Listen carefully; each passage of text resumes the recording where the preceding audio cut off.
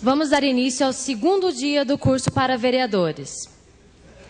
O primeiro tema desta manhã é processo legislativo. Conceitos e fases do processo legislativo, fluxo para aprovação de leis e espécies normativas. Convidamos o Dr. Sérgio Antônio Claré de Assis para realizar a palestra. Dr. Sérgio Antônio Claré de Assis é advogado militante em direito público, com ênfase em direito administrativo e direito penal. É pós-graduando em direito público pela PUC Minas e secretário executivo da AMESP, Associação dos Municípios da Microrregião do Médio Sapucaí.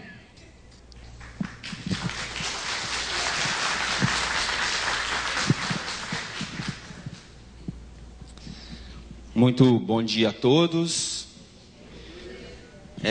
Inicialmente, eu gostaria de agradecer o convite e parabenizar a presidente da Câmara, vereadora Dulcineia, pelo convite, desejar a ela e a todos os membros da mesa e os vereadores que compõem esta casa muito sucesso e que Deus realmente ilumine a sua administração, Dulcineia.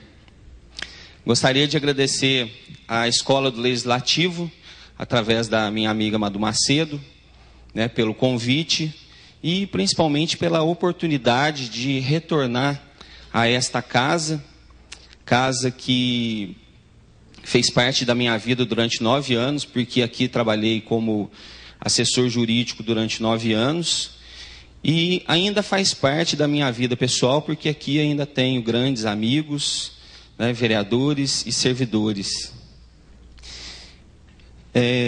Gostaria ainda de parabenizar a todos os vereadores eleitos que estão fazendo parte aqui desse curso e dizer que o povo espera muito de nós, Então nós sempre esperamos mudança e é importante que cada vereador pense nisso e trabalhe para isso.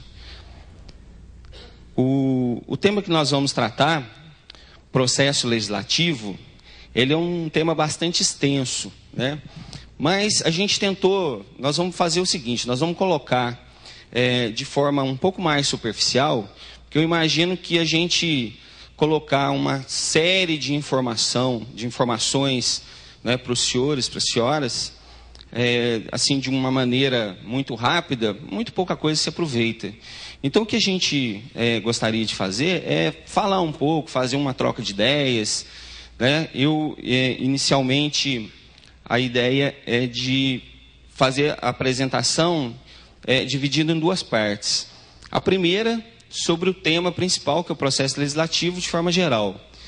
E uma segunda parte, a gente fazer um debate, perguntas e respostas. Então, eu ficaria à disposição dos senhores para responder as perguntas, as dúvidas, mas, eventualmente, durante o que a gente estiver tratando aqui, se eventualmente alguém tiver alguma dúvida, quiser perguntar, para não perder aquele momento, aquela oportunidade, vocês podem ficar à vontade. A gente dá uma paradinha e responde, para a coisa ficar bem dinâmica também, não ficar muito cansativo.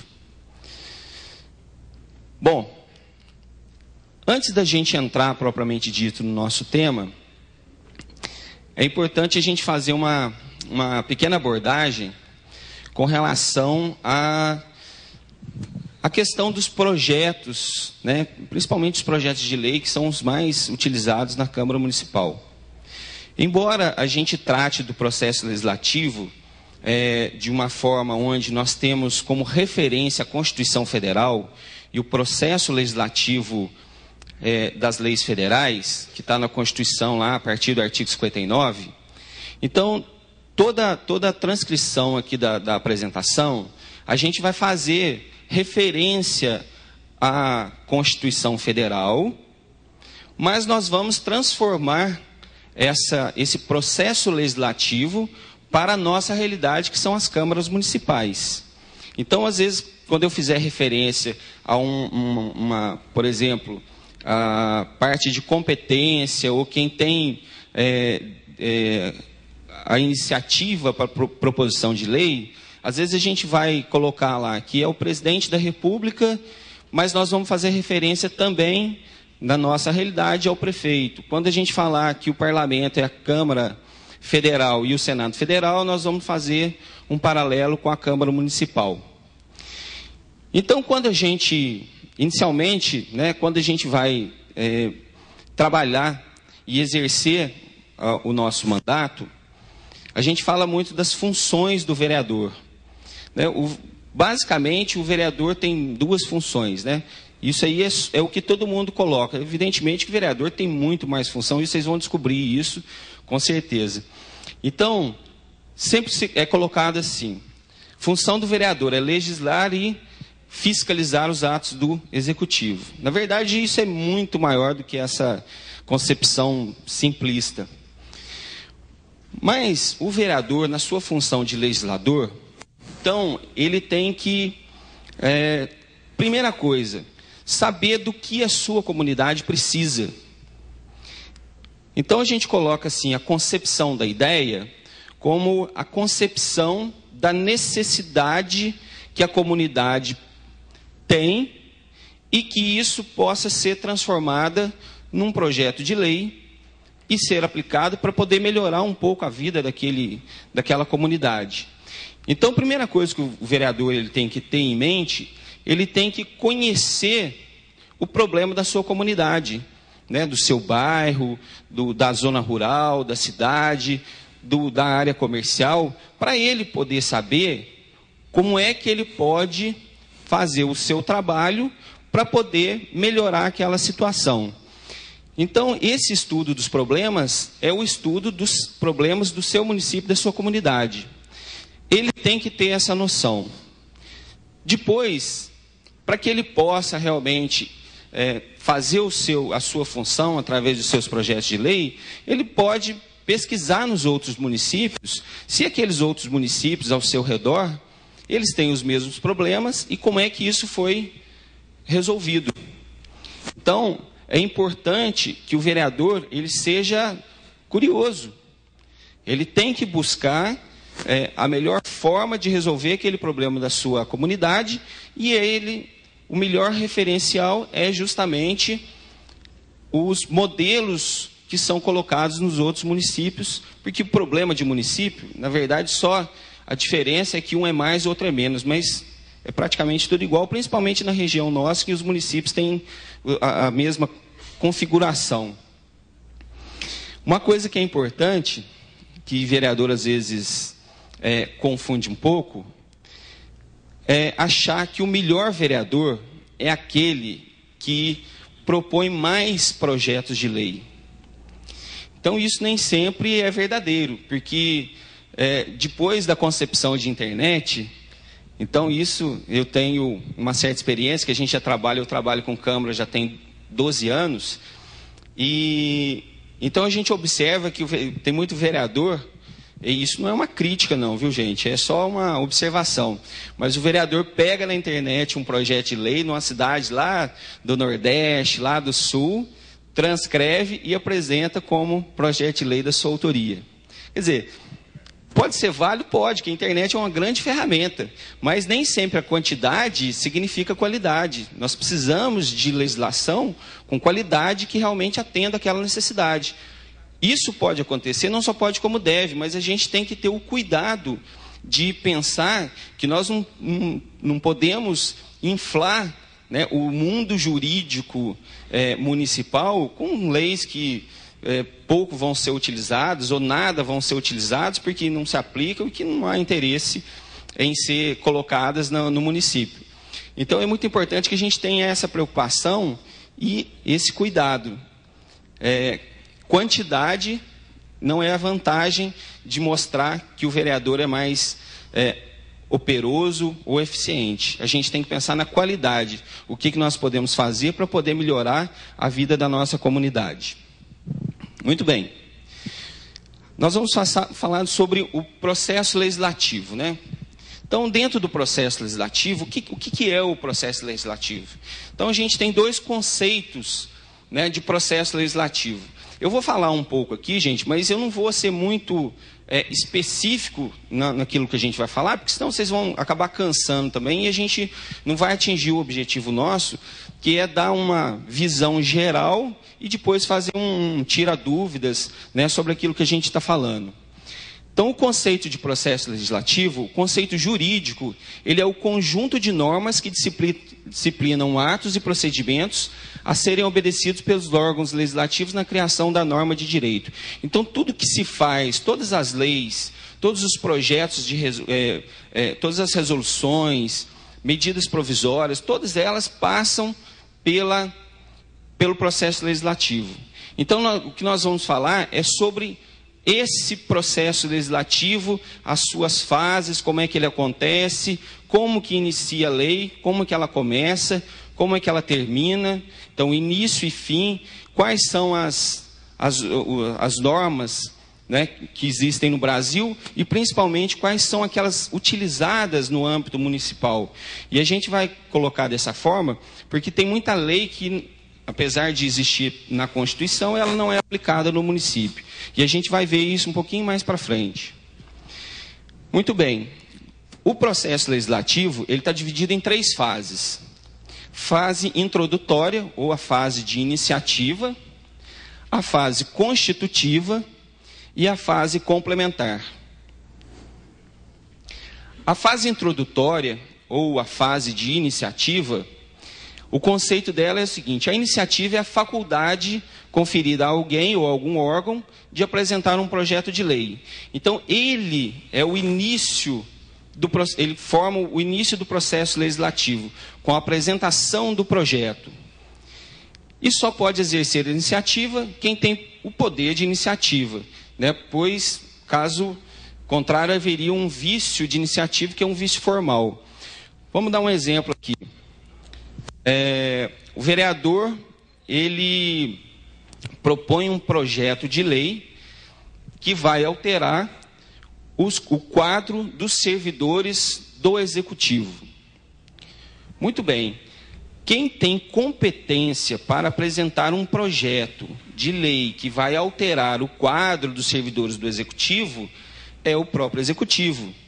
Porque senão haveria, talvez aí, uma invasão de poder, de um poder sobre o outro. Haveria uma invasão de competência. Então, a quem compete apresentar projeto de lei que altera quadro dos servidores do Executivo é o próprio Executivo. Da mesma forma, o Executivo não pode apresentar um projeto de lei que vá tratar de um assunto interno da Câmara, né? Então, são competências privativas. Então, o fato, e a gente vai falar um pouquinho para frente, o fato de um vereador apresentar um projeto de lei que isenta, apenas para exemplificar, que isenta o aposentado que tem um único imóvel com um determinado tamanho lá, máximo de 150 metros, o projeto que o isenta de pagar o IPTU, se o vereador apresentar, existe aí um vício de iniciativa, porque ele não tem competência para tratar desse assunto. Mas vamos supor que ele apresente o projeto é interessante, né? Atende uma determinada gama da sociedade, o projeto é aprovado, o prefeito vai e sanciona, publica e a lei entra em vigor. Muito bem. Esse projeto, ele tem um vício, que é o chamado vício de iniciativa. Então, lá no nascedouro dele, ele tem uma nulidade, e essa nulidade vai fazer com que ele seja inteirinho irregular. Por quê? Porque, embora o projeto tenha passado, tenha sido aprovado, tenha sido sancionado, tenha sido publicado, ele não tem validade. Por quê? Porque lá no seu nascedouro, ele teve um vício de iniciativa. Então, só pode exercer a iniciativa quem tem o poder dela. O fato dessa lei, né, que é uma lei benéfica, o fato dela ter sido aprovada e publicada não significa que ela foi validada, porque não existe convalidação de ato nulo. Então, esse ato nasceu morto lá no seu nascedouro. Hipóteses de iniciativa. Então, a gente elenca, né, um tanto de hipóteses de quem pode fazer a apresentação dos projetos. Iniciativa geral, diz o artigo 61 da Constituição, é a iniciativa das leis ordinárias, complementares, que cabe à Câmara dos Deputados, ao Senado Federal, presidente da República, presidente do Supremo e procurador-geral e até a comunidade. No caso nosso, como a gente está tratando de município, a iniciativa geral de projetos, a gente pode falar que cabe ao prefeito, cabe aos vereadores, cabe à comissão, às comissões permanentes, cabe ao cidadão, né? Então, a iniciativa geral é aquele projeto que qualquer um pode fazer a sua apresentação. A iniciativa parlamentar, né, segundo a Constituição, é aquela em que só os membros do parlamento é que podem apresentá-lo. No nosso caso, quem pode apresentar projeto de iniciativa parlamentar são apenas os membros da Câmara e as suas comissões. Iniciativa extraparlamentar, né, pelo próprio nome, já fala que são aquelas pessoas que estão fora do parlamento. Quem que está fora do parlamento a nível municipal? O prefeito e quem mais? A população. Então, o projeto de iniciativa popular está inserido ali. Iniciativa concorrente é aquele projeto que pode ser apresentado por qualquer pessoa dentre aqueles legitimados lá na Constituição Federal e, no nosso caso, na lei orgânica, né? Então, a iniciativa das leis, um exemplo simples, colocado para o nosso caso, um projeto de denominação de via pública, né? Quem pode apresentar um projeto de denominação? O vereador, o prefeito, a comissão e até mesmo a população, através do projeto de iniciativa popular. Iniciativa exclusiva, né, reservada ou privativa, é aquela, como a gente falou, né, que está reservada a uma determinada pessoa. Ou o presidente da República, ou a Câmara, ou ao Senado, ou ao membro do presidente do Supremo. No nosso caso, ou o prefeito, ou os vereadores. Então, as matérias de competência exclusiva, né, dentro do exemplo que nós demos, o Estatuto do Servidor Público, o Estatuto do Magistério, as leis que tratam de uso, parcelamento, o plano diretor e todas aquelas leis complementares, né? Então, a própria lei orgânica, ela já vai disciplinar na parte de competência o que é competência de um, o que é competência do outro e as competências concorrentes.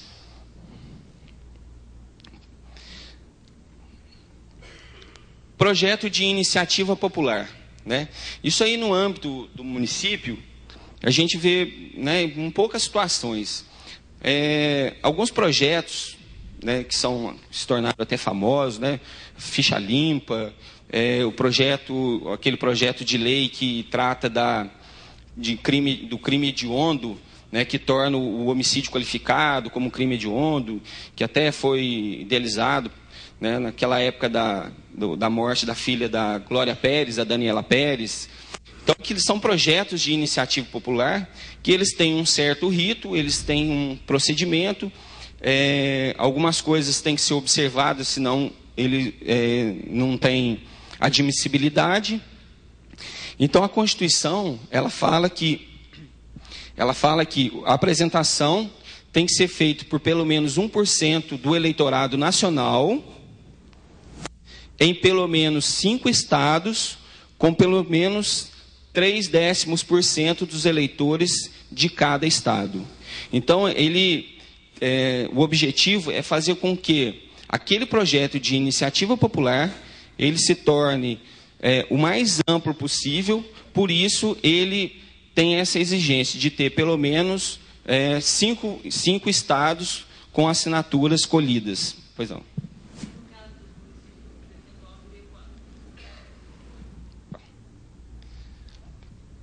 A gente vai no item da frente ali, ó. Então, o artigo 27, inciso 13 da Constituição, ele fala do projeto de iniciativa popular no âmbito dos municípios. Então, é necessário que tenha pelo menos 5% do eleitorado. Então, no âmbito municipal, qualquer projeto de iniciativa popular, ele tem que ter pelo menos a assinatura de 5% dos eleitores do município. Muito bem. Até vamos fazer um parênteses aqui. Esse projeto de iniciativa popular, ainda que ele seja um projeto sabidamente inconstitucional, ainda assim ele deve ser analisado pela Câmara Municipal. Mesmo que ele seja de uma inconstitucionalidade flagrante, é necessário que ele ainda assim seja analisado. E o legislador federal assim o quis, para poder dar uma maior abertura, né, para que as pessoas, o cidadão, pudesse se manifestar com relação a isso ou aquela matéria. A análise posterior, que pode, inclusive, o projeto de iniciativa popular, ele pode sofrer as emendas, né? Talvez numa emenda dessa, o projeto possa ficar mais adequado. Então, é importante, né, a gente observar que o legislador ele garantiu ao cidadão, né, que via de regra, muitas vezes, ele não tem o conhecimento legal, pelo menos se supõe, que todo projeto que nascesse dessa iniciativa fosse analisado, ainda que flagrantemente ilegal ou inconstitucional. Então, o percentual de 5%, as assinaturas são colhidas, as pessoas são identificadas, né, para que esse projeto possa ser, ao mínimo, admitido na Casa Legislativa, no caso nosso, na Câmara Municipal. Muito bem. Então, o processo... Pois não.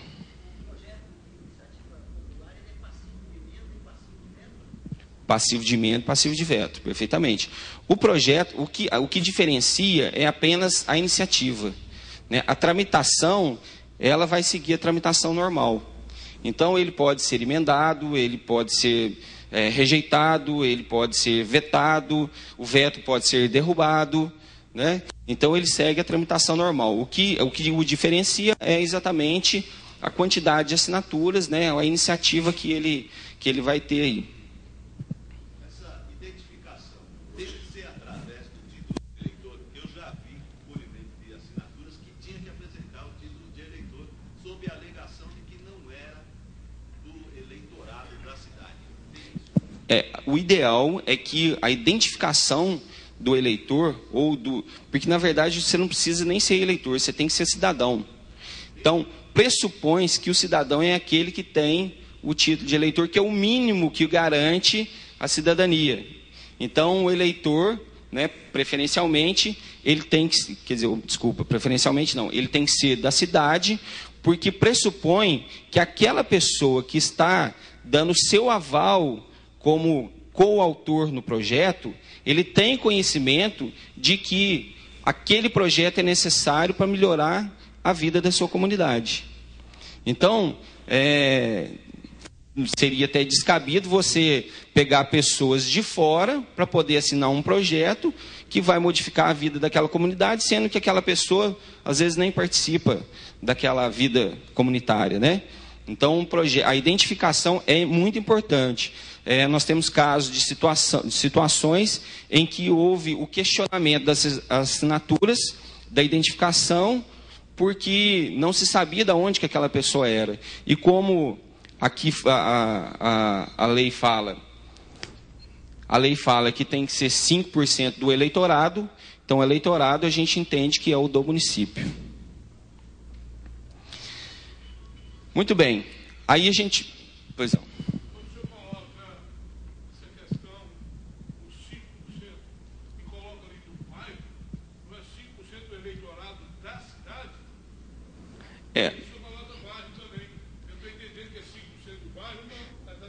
É da cidade. Na verdade, o interesse, quando eu falo, é o interesse do município, né? Da cidade ou do bairro. Aqui é apenas exemplificativo. Na verdade, essa redação é a redação que está na Constituição. Mas quando a gente fala em eleitorado, a gente sempre imagina que o eleitorado é o do município. Por quê? Porque as zonas eleitorais, né, que estão colocadas nos bairros, ela nem sempre tem o seu eleitor alguém que mora aqui naquela região, né? Então, quando a gente fala em 5% do eleitorado, o entendimento de eleitorado é o eleitorado do município, né? Quando fala que o interesse específico do município, da cidade ou de bairro, é apenas para exemplificar, né, que tipo de interesse e qual a localização geográfica dentro daquela cidade. Muito bem. Então, a gente vai começar fase constitutiva. Qual que é o conceito da fase constitutiva dentro do processo legislativo? Então, ela é composta pela deliberação parlamentar e a deliberação executiva. A deliberação parlamentar diz o seguinte, que o projeto é apreciado nas duas casas do Congresso Nacional, casa iniciadora e casa revisora, que o projeto pode iniciar pela Câmara, que é a casa iniciadora, e depois ser revisto pelo Senado ou vice-versa. Separadamente, em um turno de discussão e votação no plenário, necessitando de maioria relativa em cada uma delas, de acordo com o tipo de projeto que vai ser apresentado. No nosso caso, né, no caso dos municípios, a apreciação da tramitação dos projetos é feita na Câmara Municipal. Aí, antes da gente dar continuidade, é importante a gente fazer um parênteses com relação ao regimento interno. Porque todo o processo, todo o procedimento, né, de tramitação dos projetos, eles vão estar disciplinados no regimento interno da Câmara. Que o regimento interno da Câmara, né, quem é vereador já de mais de um mandato, ou de pelo menos um mandato, já conhece esse instrumento, que é um instrumento fundamental na administração das câmaras, seja no seu caráter legislativo, administrativo e fiscalizador. Então, o regimento interno é o diploma onde se encontram as regras de tramitação do processo legislativo, com exceção da emenda à lei orgânica, né, no caso do município, que ela normalmente vem disciplinada na própria lei orgânica. O regimento interno ele tem um funcionamento legislativo. Então, ele consiste nas regras de tramitação de projetos, projeto de lei, emenda à lei orgânica, emendas aos projetos, projeto de resolução, decreto, etc. Funcionamento administrativo, porque ele vai tratar da organização dos serviços internos da Câmara, a parte de administração de pessoal, constituição da composição da mesa, constituição das comissões permanentes, temporárias, especiais, formação das comissões especiais de inquérito, as comissões parlamentares de inquérito, né, a parte de funcionamento, estruturação administrativa, organização de serviços auxiliares. Então, é no regimento interno, que é um diploma, onde ele vai fazer com que a vida administrativa e funcional da Câmara aconteça. Todas as regras estão dispostas no regimento interno.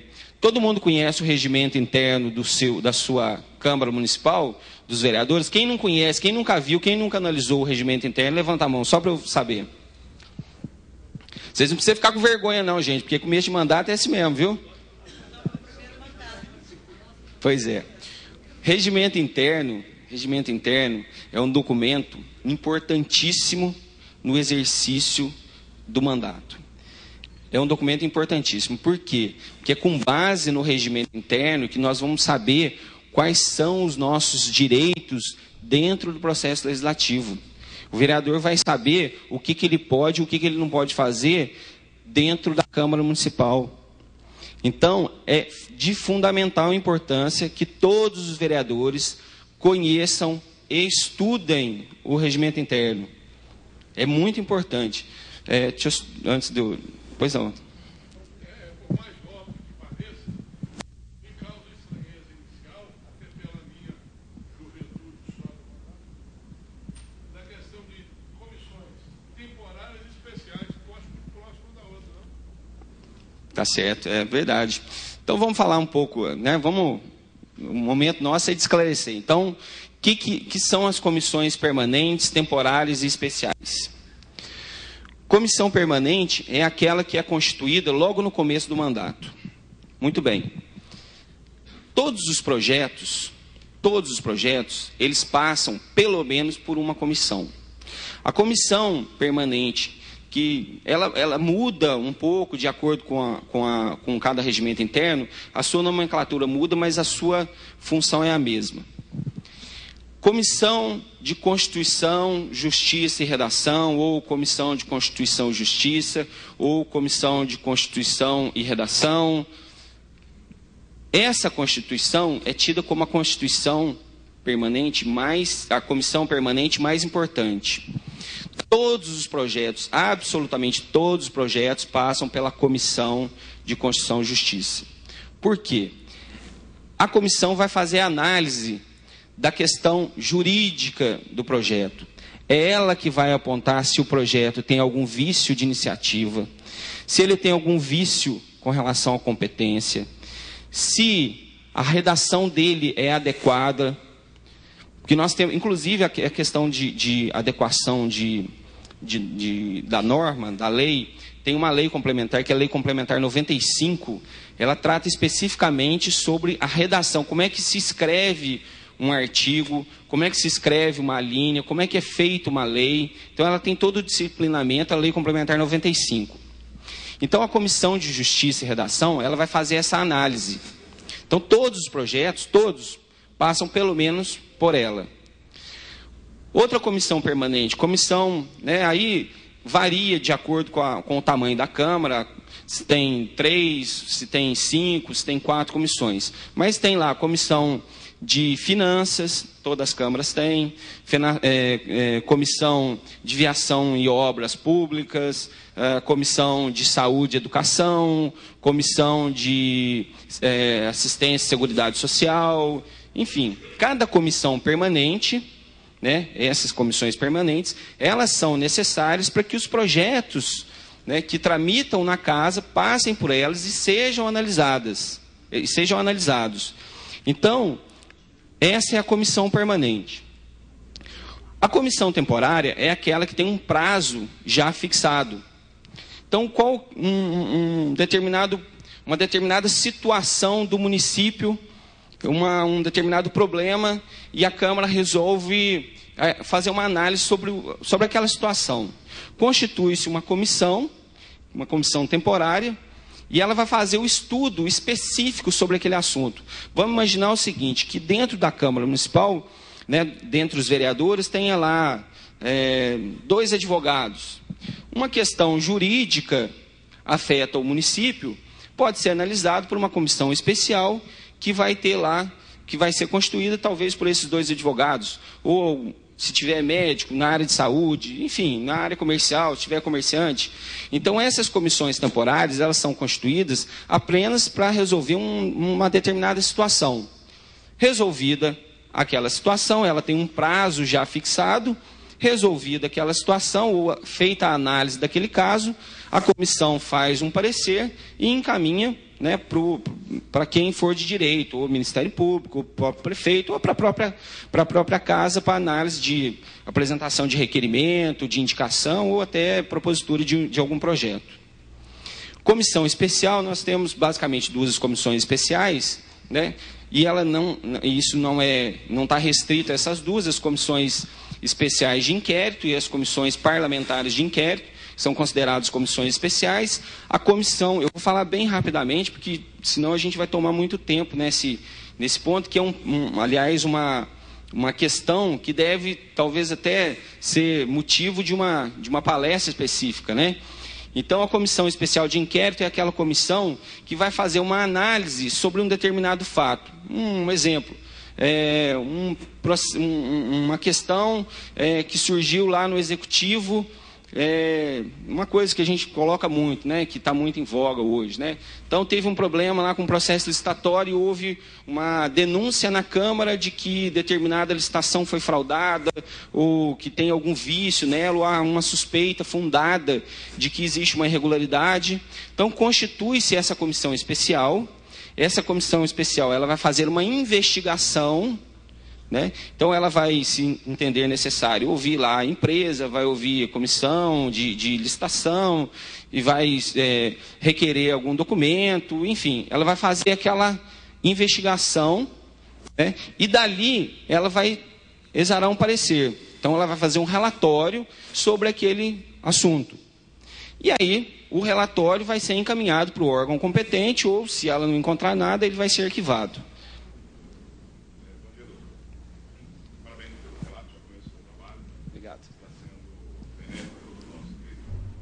Essa comissão que será criada ainda se dará por sorteio de membros, para não ficar, basicamente, comissão formada por membros de partidos aliados. A comissão, ela vai ser formada de acordo com o que tiver colocado no regimento interno. Se o regimento interno disciplinar e falar que será por sorteio, vai ser por sorteio. Se ele falar que vai ser nomeado pelo presidente da Câmara, vai ser nomeado pelo presidente da Câmara. Então, isso vai variar de acordo com o regimento interno, né? Vai ter que ser observada qual é a prescrição do regimento interno com relação à formação da comissão, né? Então, ela pode variar. No caso, uma outra comissão, né, que é muito colocada, a Comissão Parlamentar de Inquérito, né, que é aquela que tem a função investigativa, não só investigativa, né, mas que pode culminar com, né, uma sanção, seja para vereador, seja para o prefeito, né, que são aquelas comissões, a gente vê muito, né, no Congresso Nacional, comissão mista, né, CPMI, Comissão Parlamentar Mista de Inquérito, né, as comissões parlamentares de inquérito, enfim. Todas elas, as atribuições, as funções, a formação, a forma de atuação vai estar colocado no regimento interno. Esclareci? Bom, então o funcionamento administrativo do regimento interno é dentro da sua, né, parte de estruturação, organização, serviços auxiliares, pessoal. Função fiscalizadora dentro do regimento interno é onde vai estar disciplinado como é que é feita a fiscalização e o controle dos atos do Poder Executivo e, de forma geral, dos representantes da administração pública, ou de quem está nela, né?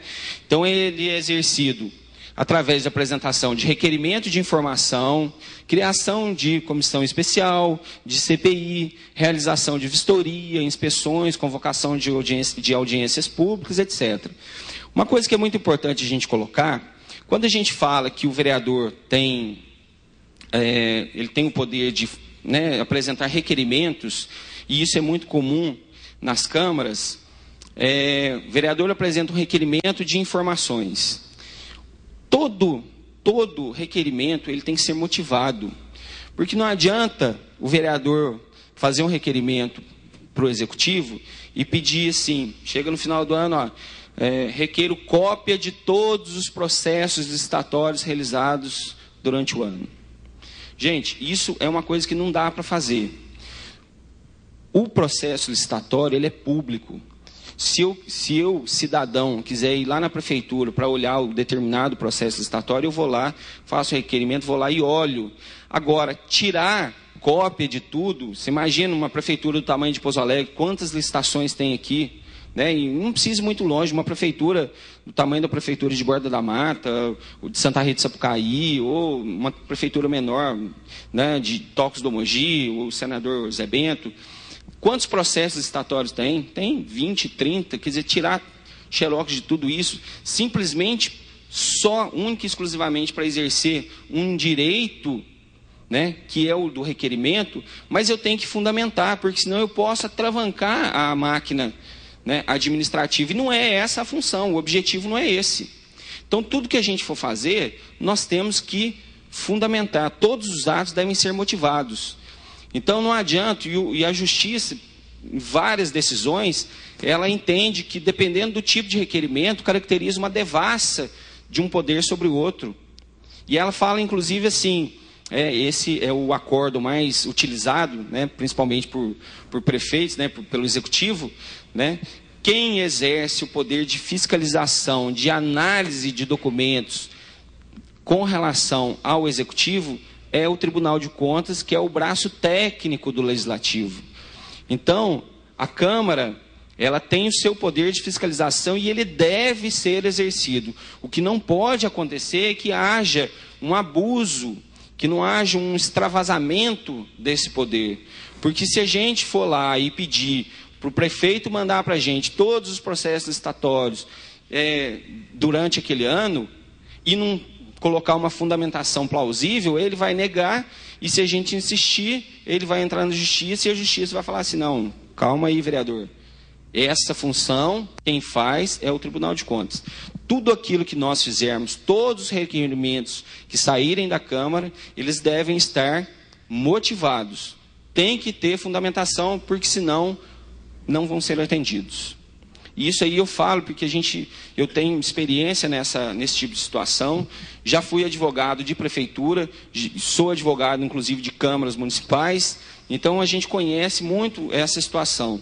Que, na verdade, a gente já esteve de um lado e de outro, né? Já fizemos requerimento e já respondemos requerimentos. Muito bem, vamos passar para uma parte agora específica, que é a parte de tramitação. A parte de tramitação dos projetos, né? Bom, vereador fez o projeto de lei. Vamos pegar um projeto simples, um projeto de denominação de via pública, só para a gente entender e ter um exemplo mais simples. O projeto é protocolado na Câmara, recebe um número e a leitura dele é feita na primeira sessão seguinte. Tudo isso vai estar disciplinado, pode ser que alguns regimentos internos tratem de uma forma ou de outra, mas de forma geral é assim que funciona.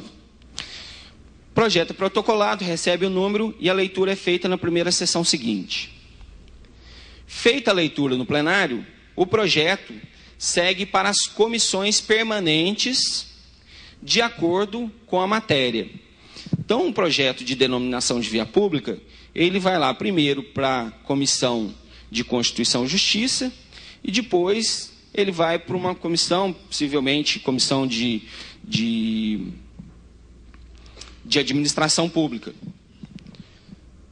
Vai para essas duas comissões e vai para a assessoria jurídica. No regimento interno daqui da Câmara de Pouso Alegre, o projeto, antes de ir para as comissões, ele vai para a assessoria jurídica. Porque quando ele voltar da assessoria jurídica com o parecer do jurídico, a Comissão de Constituição e Justiça já vai ter uma base para poder exarar o seu parecer. Então, ela já tem um parecer técnico da assessoria jurídica que vai lhe dar condições de exarar o seu parecer. Os projetos recebidos das comissões, depois que todas elas exaram o seu parecer, né, e aí a comissão pode, por exemplo, não ter elementos suficientes para poder exarar o parecer sobre aquele determinado assunto. Então, ela pode fazer, né, audiências públicas, né, pode convidar pessoas técnicas, convida a população, pode convidar técnicos, né, especialistas, né, para debater aquele assunto. Vou pegar um exemplo aqui da Câmara de Pouso Alegre, vocês me perdoem se eu falar mais da Câmara de Pouso Alegre, mas é porque eu tive mais tempo aqui. Então, a Câmara de Pouso Alegre tem como base a realização constante de audiências públicas. Normalmente elas eram realizadas na quarta-feira. Então, quase todos os projetos passavam pelo processo da audiência pública. Então, toda a população ela é chamada, né, para participar. Em determinados assuntos, são trazidos pessoas que são daquela área. Um dos projetos que foi muito debatido aqui é a questão do amianto, né?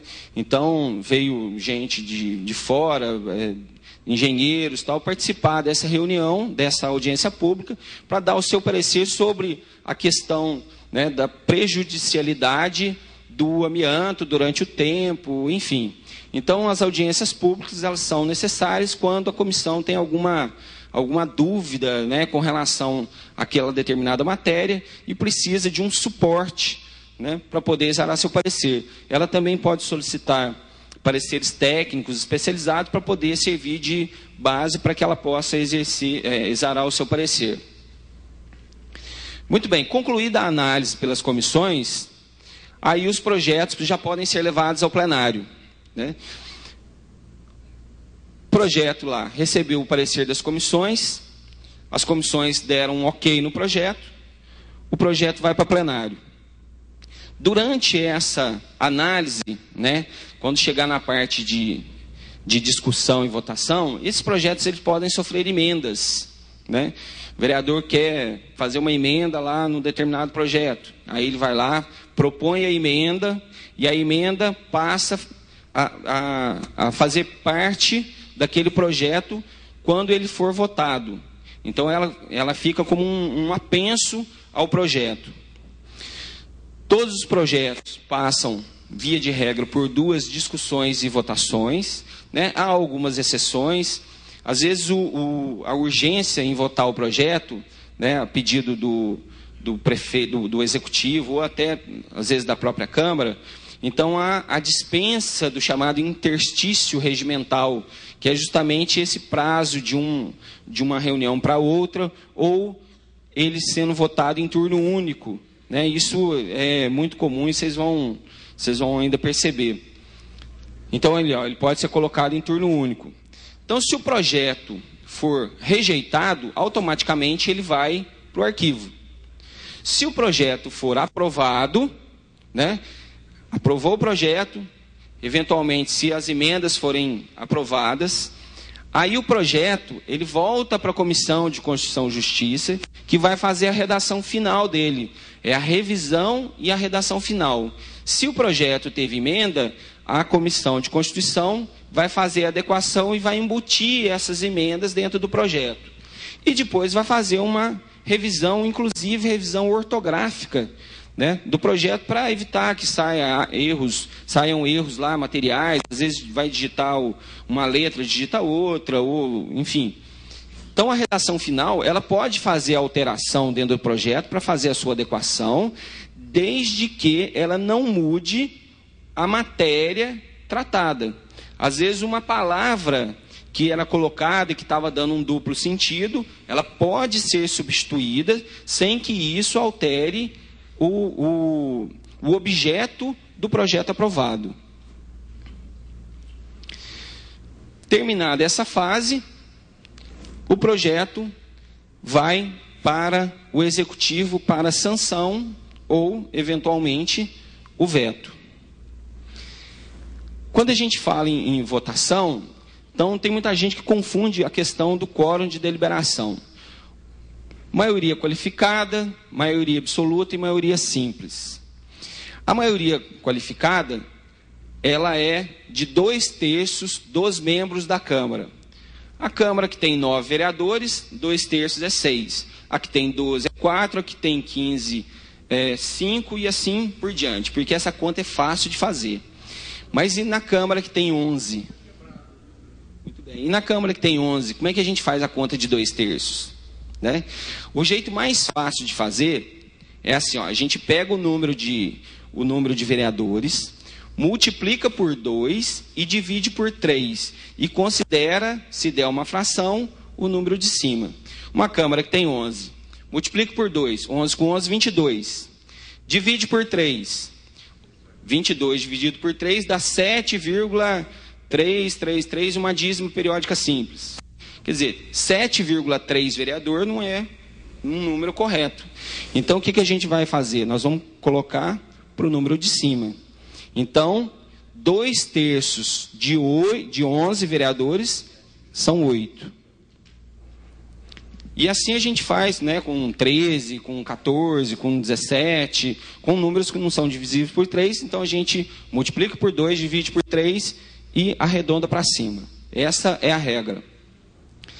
Maioria absoluta. A maioria absoluta é mais da metade dos membros da Câmara. Então, essa já é mais fácil. Mais da metade. Não é aquela ideia de metade mais um, que metade mais um não fecha a conta. Então, é mais da metade. Então, mais da metade de 9 são 5. Mais da metade de 15 são 8. Então, é mais da metade dos membros do parlamento. Maioria simples, mais da metade dos membros presentes naquela sessão. Normalmente, todos os projetos, né, a grande maioria dos projetos de lei, eles dependem de votação de maioria simples. Maioria absoluta a gente observa naqueles projetos de lei complementar, e maioria qualificada em poucas exceções, né, emenda à lei orgânica, projeto de cassação de prefeito, de recepção de denúncia, análise de parecer do Tribunal de Contas, quando vai se rejeitar o parecer, enfim. Então, isso é muito importante, porque isso aqui define se o projeto é aprovado ou não. Então, a gente tem que tomar maior cuidado. Existe alguma dúvida com relação à questão do quórum de deliberação, nessa continha que a gente faz? Muito bem. Bom, nós passamos a deliberação parlamentar, que é toda aquela tramitação, e agora a gente entra na deliberação executiva, né? Então, o projeto aprovado, ele vai para o executivo, no caso nosso do prefeito. Então, chegou lá no prefeito, o prefeito vai sancionar ou vetar. Quanto a maioria qualificada na situação de 11, então dá 7,3, arredonda 8, né? Isso. A conta é sempre essa. Você multiplica por 2, divide por 3 e arredonda para cima. No caso de 11, dá 7,300, uma dízima periódica de 3 e, quer dizer, você vai arredondar para cima, então 2/3 de 11 são 8 vereadores. Aquela questão do metade mais um, tem gente que ainda confunde, só a gente voltar só um minutinho, porque o metade mais um, o que acontece? No caso de 9 vereadores, uma Câmara que tem 9 vereadores, que é a grande maioria, metade mais um, metade de 9, 4,5. Né? Mais um, 5,5. 6. Muito bem. O 6 seria maioria absoluta. Mas e o 2/3? Dá também na mesma. Então, não teria diferença entre um e o outro. Então, essa conta está errada. Então, nunca vocês vão encontrar o metade mais um. Nas votações, aliás, nos quóruns de deliberação, não existe o metade mais um. Isso é coisa antiga que existia, mas no caso nosso, ele não se aplica. Muito bem. Então, projeto aprovado com ou sem emendas, chegou para o prefeito. Aí, o que o prefeito vai fazer? Ele tem duas opções, ou ele veta ou ele sanciona. O que é a sanção?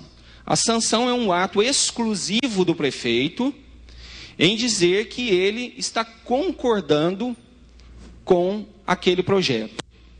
Então, a sanção transforma o projeto de lei aprovado em lei. Ou seja, ele está dizendo assim, não, eu concordo com tudo que foi aprovado na Câmara e vou transformá-lo isso em lei. Então, a sanção ela pode ser expressa, quando o prefeito escreve lá, sanciona o presente projeto, ou ela pode ser tácita, quando ele deixa de se manifestar por um prazo, os regimentos, as leis orgânicas colocam, e os regimentos internos também, que é um prazo de 15 dias. Então, o projeto chegou lá, ficou na gaveta, passou de 15 dias, ele está sancionado tacitamente. Ou seja, a falta de motivação, a falta de uma decisão expressa faz com que o projeto seja aprovado tacitamente. Pois não. Sim. Então. Pois é, vereador.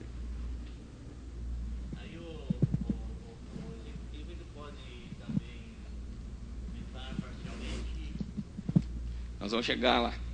Um minutinho só. Não. Bom, então, sanção, ato exclusivo e a concordância do prefeito. Então, a sanção, aí a gente volta naquilo que eu falei lá atrás, ó. A sanção subsequente pelo chefe do executivo, ela não convalida um vício de iniciativa. Quer dizer, o projeto que teve um vício lá atrás, a sanção dele não resolve o problema, né? Ela só vai, no final, acabar agravando, porque ela já tinha que ter sido, o projeto tinha que ser vetado para poder tentar resolver.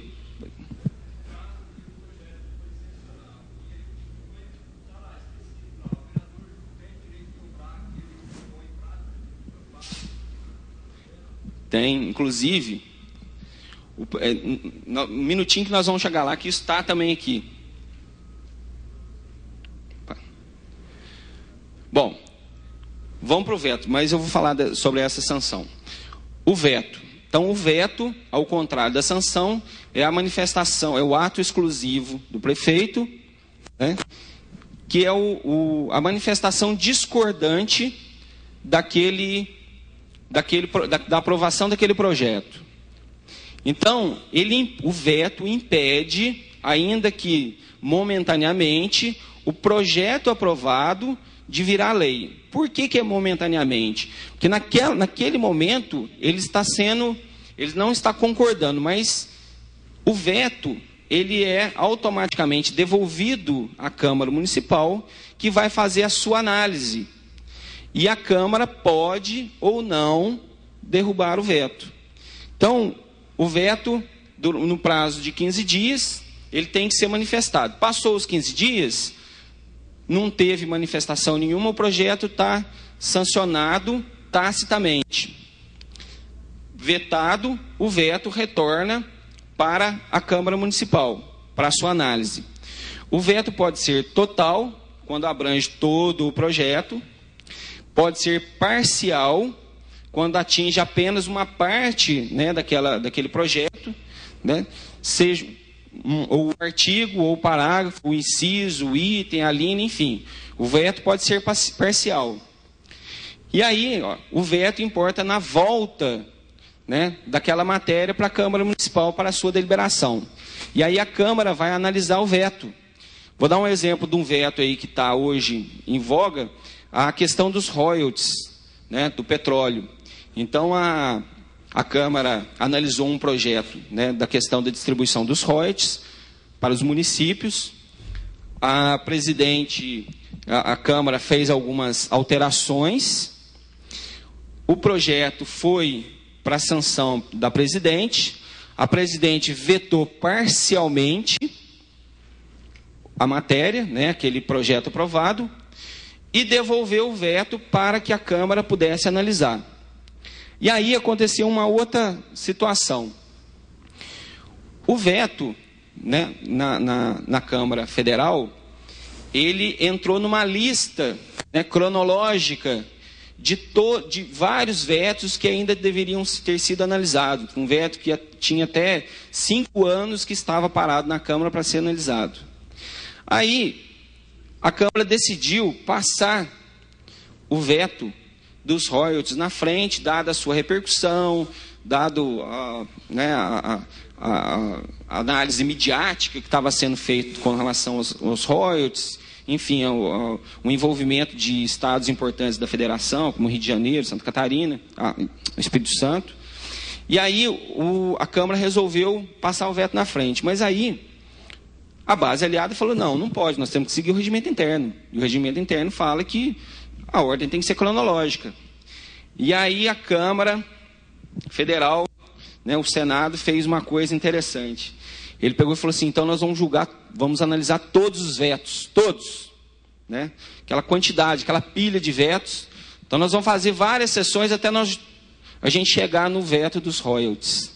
Né? Evidentemente isso é uma loucura, porque um veto com 5 anos que estava parado, né, que deveria ter sido analisado, etc., etc., de uma hora para outra também não podia ser analisado a toque de caixa só para resolver aquele último veto. Mais de 3 mil vetos. Então, é uma vergonha. Todos os vetos têm prazo para análise, mas, infelizmente, esses prazos não são cumpridos. Muito bem. Então, o veto devolvido à Câmara, ele tem prazo para ser analisado. Os regimentos internos colocam como 30 dias esse prazo para análise, né? Sob pena de trancamento de pauta. Pois não.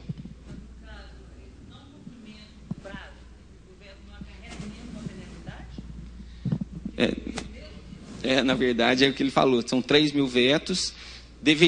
O veto, quando ele não é analisado, automaticamente ele tranca a pauta, que é o que diz o regimento interno da Câmara e do Senado.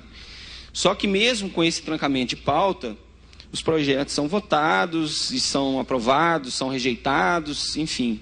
E, né, eu queria falar que isso é Brasil, mas eu não vou falar não, porque todo mundo já sabe. No caso do veto parcial, mesmo o veto sendo parcial, a gente pode derrubar? A Câmara pode? Perfeitamente. O veto ele é analisado, seja ele parcial, seja ele total.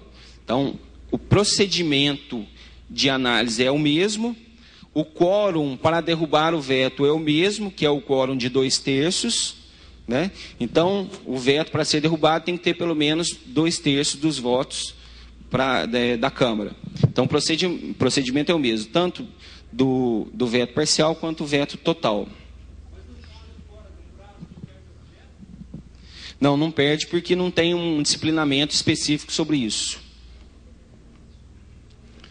Bom, então, aqui é que vem essa questão, né? Se ele não for apreciado dentro do prazo legal de 30 dias, ele tranca, ele tranca a pauta. Então, para tudo até analisar o veto. Então, infelizmente, gente, a gente, né, trabalha nessa área, a gente trabalha com leis. É triste a gente falar isso, mas as leis, muitas vezes, elas não são respeitadas exatamente por aqueles que têm a obrigação de cumpri-las, que são aqueles que as fazem, né? Então, o próprio parlamento, ele tem essa mácula, que é justamente deixar de cumprir aquilo que ele mesmo coloca como determinação. Bom, uma coisa que é interessante, que às vezes confunde um pouco, o texto foi vetado, um veto parcial, né? Então, o prefeito vetou um artigo. Aí tem muita gente que confunde, achando assim, ó, foi vetado, vetou o texto. Aí, vetou o texto, volta àquela redação anterior. Um exemplo muito comum, o vereador faz uma emenda num projeto, né? O projeto veio do executivo e o vereador fez uma emenda. Aí, o prefeito veta porque ele não concorda com aquela emenda. Aí ele vai lá e veta. Aí a Câmara acolhe o veto. Ela concorda com aquele veto do prefeito. O fato de concordar com o veto não significa que a redação anterior, inicial, vai ser mantida. Isso é uma coisa que confundia muito. O que vai aparecer lá naquele artigo vetado? Vai parecer que ele está vetado. Simplesmente essa expressão, vetado. Aquela redação inicial, original, que veio no projeto original, ela simplesmente deixa de existir. Então, às vezes, é interessante que a gente tem que tomar cuidado, principalmente o executivo tem que tomar cuidado, porque às vezes ele veta um determinado artigo que foi modificado, e aí ele perde o artigo. Às vezes a emenda fica pior que o soneto, né? Então ele fala assim, não, eu não vou dar mole para esse vereador não, porque ele fica me atormentando aqui, eu vou vetar. Aí ele veta, depois ele vai ter que mandar um outro projeto para poder, às vezes, resolver aquela solução que estava colocada naquele artigo que ele vetou, né? Então isso é vou até dar um exemplo. Num projeto de lei orçamentária, o prefeito mandou para a Câmara e pediu uma autorização para remanejamento, né, de dotação no importe de 30% do orçamento. Aí a Câmara falou assim, não, isso é muito, nós vamos colocar 5% só. Quer dizer, também não é uma coisa adequada. Mas a Câmara pegou e alterou e colocou 5%. Aí o prefeito falou, 5% não, vocês estão pensando o quê? Eu vou vetar. E aí ele pegou e vetou. E o veto voltou para a Câmara. O que a Câmara fez? Manteve o veto. O que aconteceu com o prefeito? Ele ficou sem nada para poder remanejar. Então, talvez tenha passado desapercebida essa situação. E aí a Câmara, por sua vez, ficou entupida de projeto, porque aí projeto de suplementação de dotação vinha quase que toda semana, porque o orçamento, né, ele é maleável, né, ele se modifica, né, de acordo com a questão da arrecadação e da realidade do município durante aquele ano, e aí a Câmara toda semana tinha pelo menos 3 projetos para poder fazer abertura de crédito, para poder suplementar aqui e suplementar acolá. Então, acabou que numa picuinha né, deu problema para todo mundo. Bom. Oi? Bom, começou. Então vamos lá. Fase complementar. A fase complementar ela é dividida em promulgação e publicação. Depois eu vou mais rápido, viu, gente? Bom, a fase complementar, que é a chamada fase final, então ela é dividida em promulgação e publicação. O que é a promulgação? Promulgação é um atestado de existência válida da lei e da sua executoriedade. Então, quando o prefeito sanciona a lei, implicitamente já está a promulgação. Quando ele escreve lá, sanciona o presente projeto de lei, automaticamente já subentende-se que a promulgação está inserida dentro da sanção. Bom, o que se promulga é a lei, porque o projeto ele já foi aprovado. Então já não é projeto mais, né? Ele já se transformou em lei através da sanção.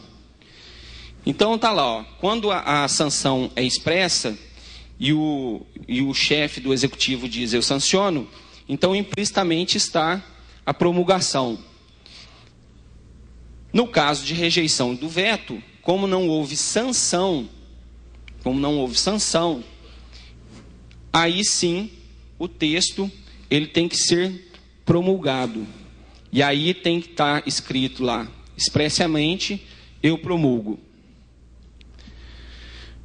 A promulgação confere à lei uma executoriedade. Então, a essa tem que somar uma notoriedade que decorre da publicação. Eu não esqueci do senhor não, viu? Então, a publicação faz com que todas as pessoas tenham conhecimento da lei.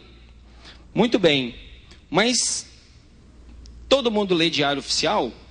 Né? Quem que lê diário oficial? Ninguém lê. Mas a presunção é de que todo mundo tenha conhecimento quando ela é publicada. Mas aonde que vai publicar uma lei? A gente pega um município pequeno, vou tomar como exemplo, o município de Senador Amaral. O município de Senador Amaral não tem jornal local, salvo engano, não tem diário oficial do município. E aí, aonde que ele vai publicar a lei dele? No átrio da prefeitura. Se for da competência da Câmara, no átrio da Câmara, lá no quadro de aviso da Câmara. Evidentemente, se houver essa possibilidade de publicar num jornal de circulação, ainda que jornal de circulação regional, melhor. Porque você dá mais transparência e, né, dá maior publicidade àquele ato. Mas, eventualmente, se não tiver outro jeito, você publica lá. Depois, se alguém pedir, você dá uma certidão dizendo que a lei foi publicada no quadro de aviso, no átrio da Câmara ou da Prefeitura. Então, a publicação é o ato que se dá conhecimento à coletividade da existência da lei. A publicação é feita por quem promulga. Então, se existir omissão deliberada, dolosa da publicação pelo chefe do Poder Executivo, haverá um crime de responsabilidade.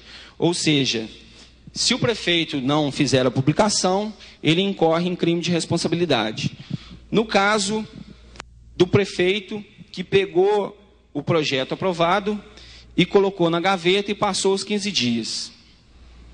Sanção tácita. Mas o projeto está lá guardado.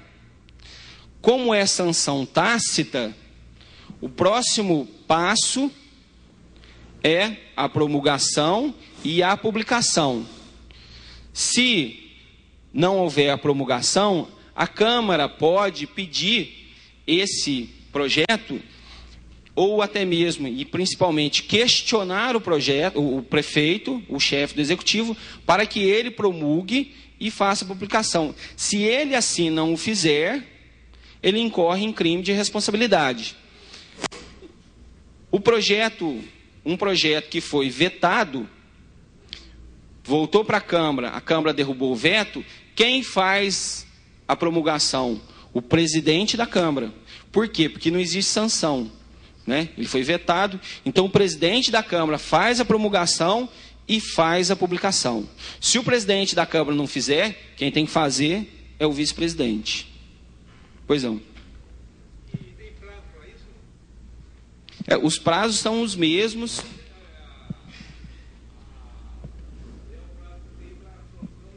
Exatamente, prazo passando. Quantos dias depois, se ninguém fizer nada, ele tem que responsabilizar? Se ninguém fizer nada, quem tiver a obrigação de fazer. No caso do Não, no caso do prefeito, tem um disciplinamento lá no Decreto-Lei 201, que fala que é crime de responsabilidade. No caso do presidente da Câmara, não. Mas o vice, se o presidente não fizer, o vice é obrigado a fazer, sob pena de incorrer em crime de responsabilidade também, por ato de improbidade administrativa, porque era a função dele fazer e ele não fez.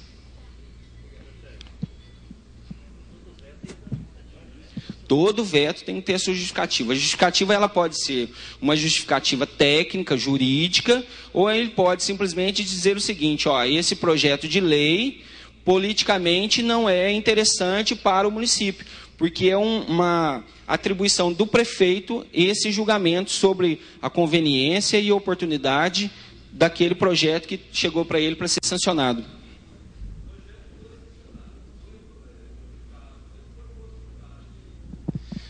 Bom, aí a execução do projeto, vamos imaginar que um projeto seja um projeto de instituição de políticas públicas para a saúde da criança e do adolescente, proteção à saúde da criança e do adolescente. Projeto, a lei, né, o projeto que já virou lei, então a lei está em vigor. Se não houver cumprimento dessa lei numa determinada situação em que o executivo ou o município esteja obrigado a fazer, tem que acionar o Ministério Público. A ideia é essa. Você cobra do prefeito, não cumpriu, aciona o Ministério Público, que tem a competência, ou melhor, a legitimidade para poder questionar o prefeito na ação que for adequada. Bom, então nós encerramos, né? Ali nós encerramos a parte do processo legislativo da tramitação dos projetos dentro da Câmara. 10? Tem que descontar aí, viu? Então vamos tratar agora das espécies normativas, lá do artigo 59. Tem alguma questão que ficou para trás, alguma dúvida com relação à parte de processo? Lembrando que cada regimento interno ele tem as suas peculiaridades, os prazos podem ser diferentes um do outro, né? Então a gente está falando assim de forma bem geral, mas eventualmente se tiver existe alguma dúvida, alguma coisa que ficou para trás, que né, queira ser esclarecido? Pois não.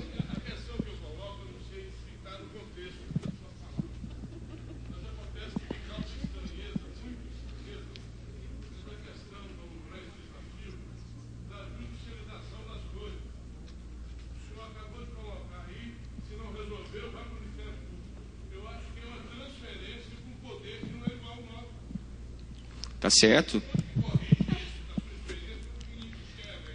Bom. Tudo que não é Ministério Público. Eu acho que nós perdemos o poder de barganha político, de discussão política. A gente está perdendo muito nisso, está transferindo a responsabilidade para outro poder que não é o nosso. Quer dizer, política é um ato de negociação. E nós não estamos fazendo isso. Está muito cômodo. Eu acho uma incompetência muito grande do poder legislativo de transferir isso. Não, tá certo.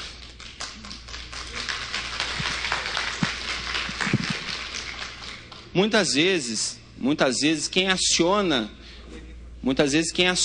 o Ministério Público ou eventualmente o Judiciário não é o vereador, mas é o cidadão que é o beneficiário, né, da consequência da execução daquele projeto ou daquela lei.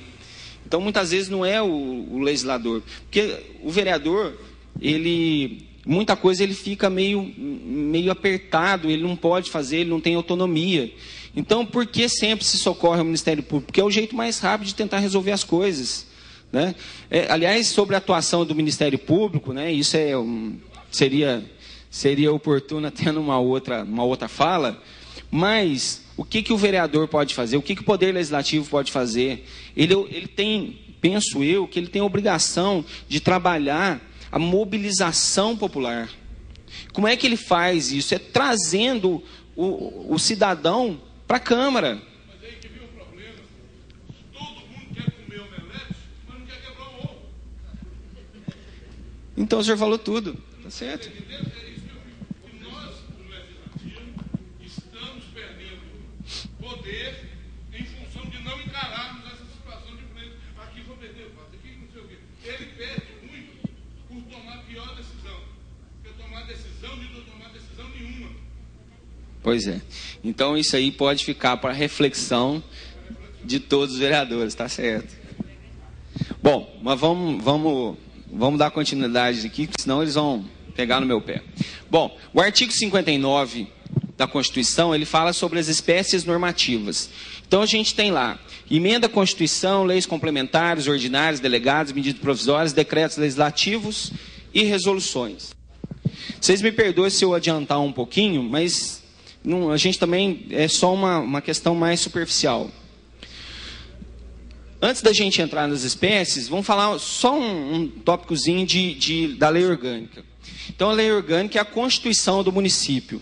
Então, ela deve estar em consonância com a Constituição Federal e Constituição Estadual e observar as peculiaridades locais, competências comuns e concorrentes, e nela estão contidos diversos princípios que norteiam a vida da sociedade daquele município, né, numa soma comum de esforços, visando o bem-estar social, o progresso e o desenvolvimento daquele povo. Quem conhece a lei orgânica do seu município, levanta a mão. Quem conhece? Quem já leu?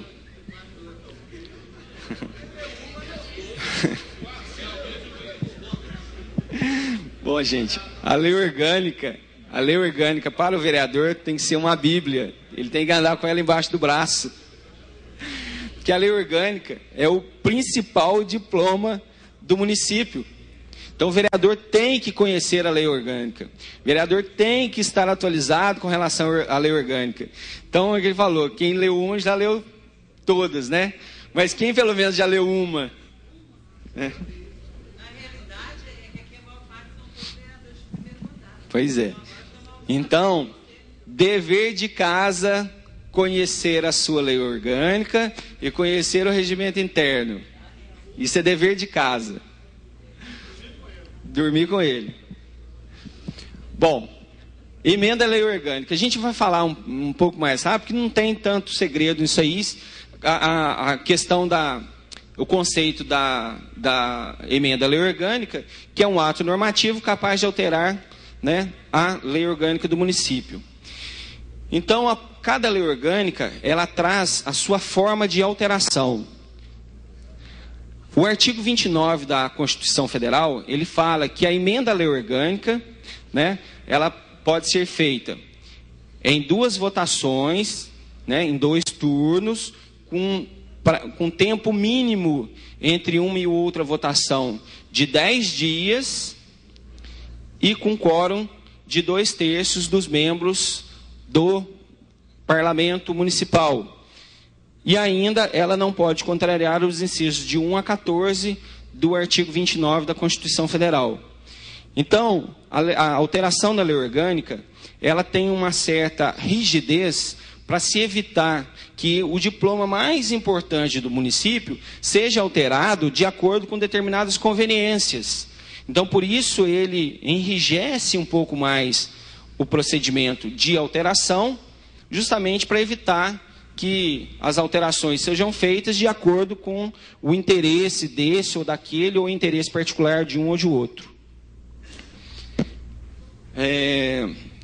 Então, aqui fala que ela tem que estar adequada, né, justamente para evitar que ocorra uma instabilidade na ordem jurídica no âmbito do município. O conceito de lei é um ato jurídico emanado do Estado visando regular a conduta humana em sociedade de caráter obrigatório, genérico, abstrato, impessoal e inovativo. Obrigatória por quê? Porque ninguém, por vontade própria, pode recusar-se de cumpri-la. Genérica, porque se aplicam a todos nas condições nela previstas. Abstrata, porque não objetiva a solução de um caso concreto. Impessoal, porque não visa uma pessoa determinada, ela serve para toda a coletividade. Inovativa, porque traz uma novidade na ordem jurídica. Então, essa última característica, ela ser inovativa, é que leva à afirmação de que a lei é um ato primário, ou seja, ela não depende da existência de um outro ato anterior para instaurar um direito novo. Lei complementar. Então, a lei complementar é uma espécie, dentro da legislação, uma espécie normativa utilizada em matérias expressamente previstas na Constituição,